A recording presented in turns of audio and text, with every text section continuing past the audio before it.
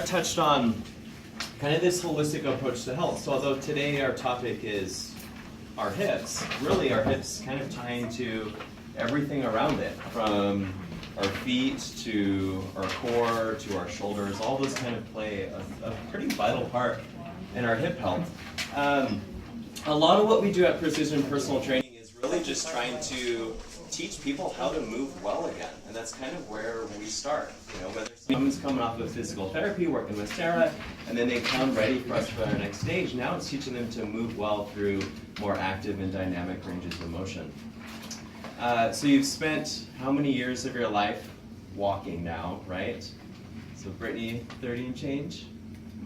For me, 20 and change. I just wanted you to note the difference between the two of us. So today, a lot of what I'm going to talk about is actually reteaching you how to walk, something that all of us did literally walking into this door today, but something that many of us don't do very well. And this can relate to a story called the Swing Walkers of Zambia. So back in 1986, there was a study of researchers from the University of Ulm that went and traveled to Zambia, and they wanted to study these women who carry the big baskets on top of their heads to go to and from markets with all of their goods.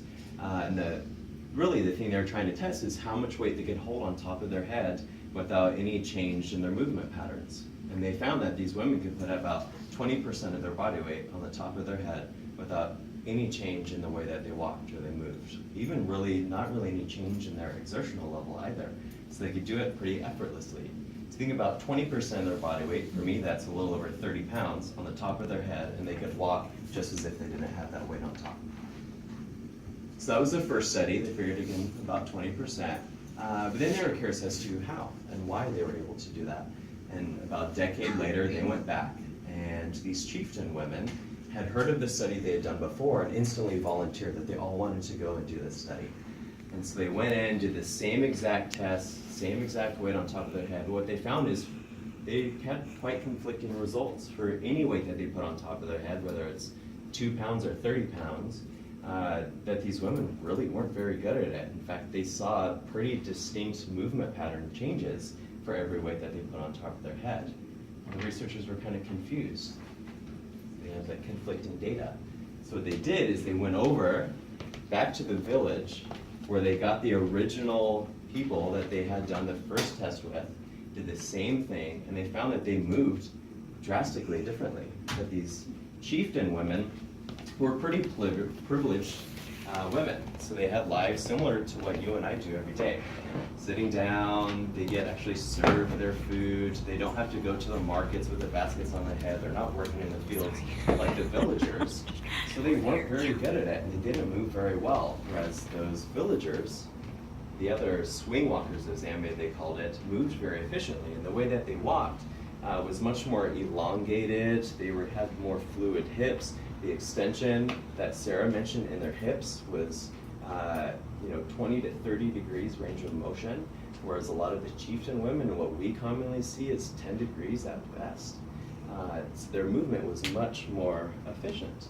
And so this relates, again, back to what we'll talk about today, is with our hips and how we can improve our hips to be more like the villagers and away from the chieftain women. So, can a few of you stand up? Or we should all just stand up, right? We've been sitting for 30 minutes now. That's kind of nice. So let's go and take a few paces. And if you want, we can maybe have Lacey slide to the side if you want to go here, the back hallway. But let's just walk around just, for the next 30 seconds or so.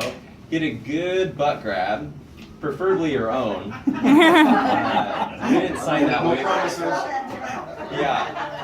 But literally, grab onto your tush and walk around, and I want you to see what you feel, or feel what you feel. You can't see what you feel. Could anybody feel their butt contract or fire? Yes? Could you tell when? It seemed like it was when my foot hit the ground. Awesome. Erica said when her foot hit the ground. Did anybody else feel that? Yeah. Kind of?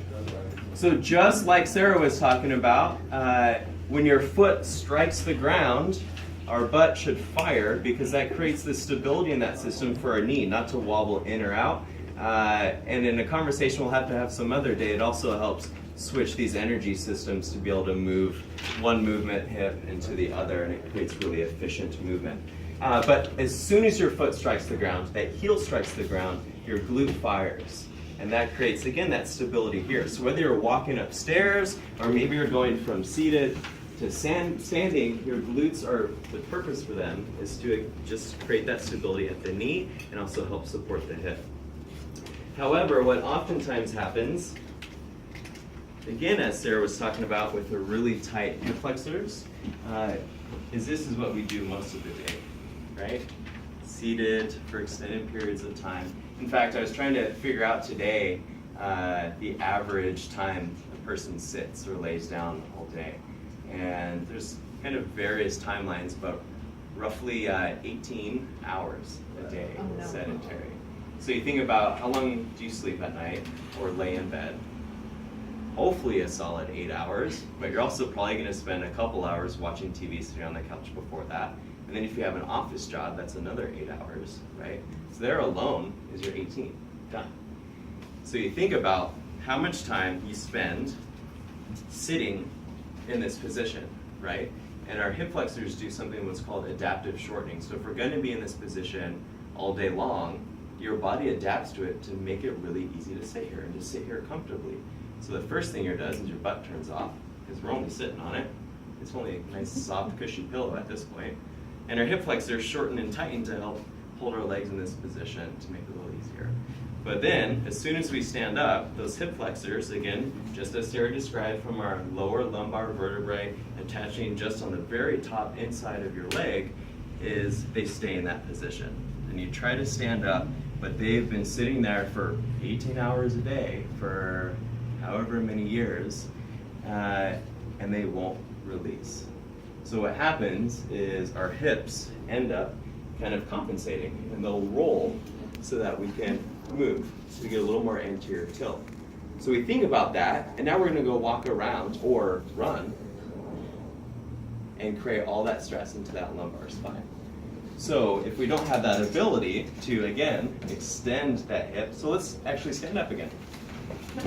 So if you want a hand on your neighbor or a hand on the chair, but just go and stand on one leg and just swing your leg front and back.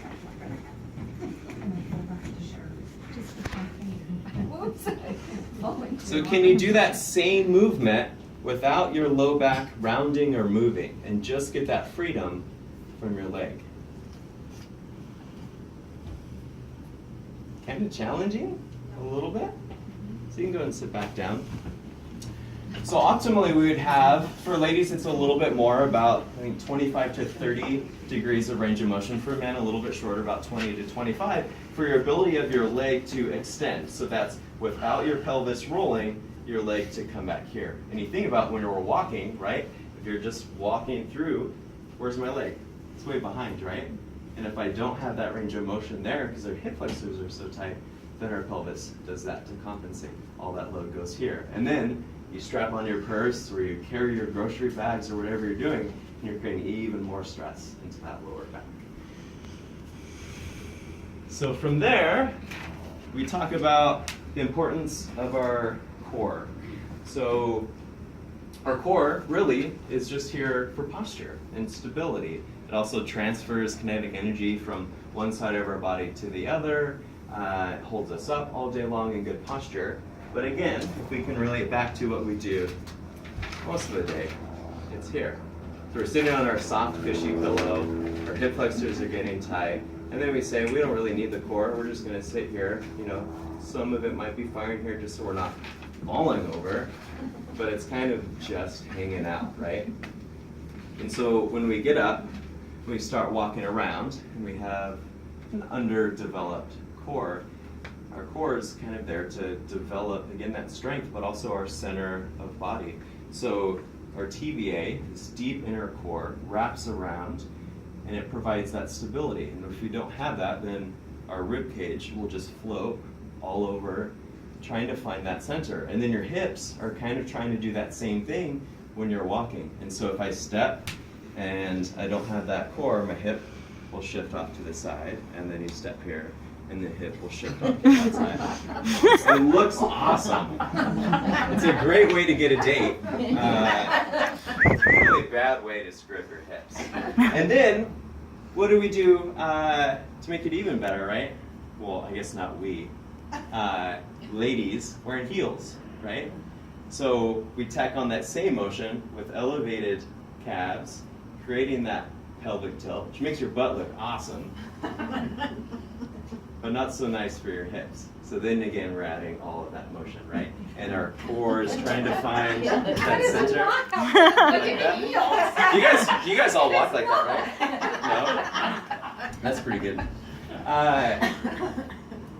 So again, the importance of all of this is we think about our daily lives, right? And what are some of the common movements we do day in, day out? And what are the common stresses that we do today? I brought our little foam roller here just so I can elevate my hips.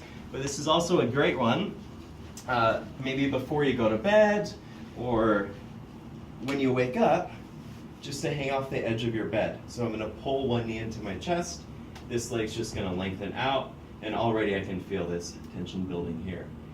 You can slightly turn the toes outward a little bit because the attachment, again, from the iliacus and psoas, those hip flexors are just right on the inside of that leg. So by turning out just slightly, you can open up that attachment as well. And you're just honestly going to kind of let gravity do its work here.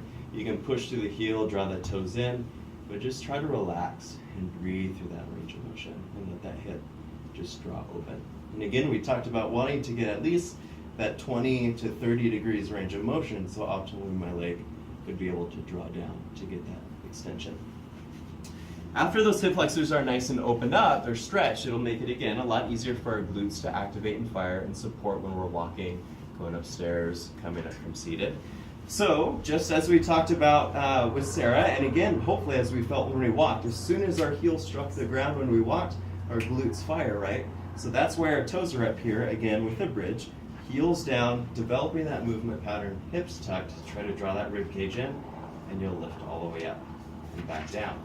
But if we don't have that range first here in the hip flexors, we'll start getting that range out of that lumbar spine and then coming up. So being able to do that tucked, lift, tighten the tush, and back down. Here. And the final one, to again try to work to develop your core strength. Do you have a question? Okay. The bridges. I don't think any exercise instructor has ever said to really, to address the butt. Yeah, it's an easy one to do wrong. I think it's an easy pattern to do. It's an easy movement to do, but it's also, that makes it easy to kind of shut off the brain and just go and do a bunch of bridges, right? So doing them well is really what's important. Very quality movement. So the last one, again, to develop that core strength, that rotational stability, drawing in the TVA. This one's a little bit more advanced exercise. So we're gonna go on your toes, shoulders back, a nice flat back. I'll try to get a position where you can all see it moderately well. Tuck the hips, shoulders drawn back, chin tucked in, and you're just gonna lift. And this is kind of your level 1 exercise coming up and drawing back down. And if you want, you can also do a little bit of a subtle exhale through kind of your clasped lips, and that'll help draw your TVA in, that transverse abdominis muscle. So coming up and back down. If you want to add a next level, it's coming up to that same position, and then you try to tap your opposite shoulder with your opposite hand, trying to prevent that rotation here. So you can see me moving a little bit, that's okay, but you're just trying to prevent it as much as possible. So the one exercise I think I didn't show you was the same exact exercise that Sarah showed with the hip flexor stretch. So you can do the one on the edge of your bed like I demonstrated with the foam roller, or you have that one here, just again, tightening up your butt, pushing the hips forward. If you're coming way out here, make sure that you're not getting that extension from the low back, that we want to get it again from the hip flexor. We shouldn't feel anything here. Excuse me. And if you have the range of motion, I'm gonna mark up your wall, Susan. Sorry, girl. You're a picture. He'll repaint it for you. I'll repaint it. Toes can be elevated slightly, and you'll get a little bit more stretch from your quads as well. So much more aggressive stretch. But again, tighten up the tush, push your hips forward, and then you can reach here. And then you're getting that whole frontal chain to open up. or that's not hard on your patella? The knee, mine feels actually okay here, but yeah, like if you had a pad or a pillow on your knee, much better, much more comfortable. So again, with those exercises, just to develop kind of some efficiency of your movement, your quality of movement to improve your walking, which is probably the thing you do the most every day, aside from sitting in the chair. So thank you guys so much for your time. I'll leave the floor.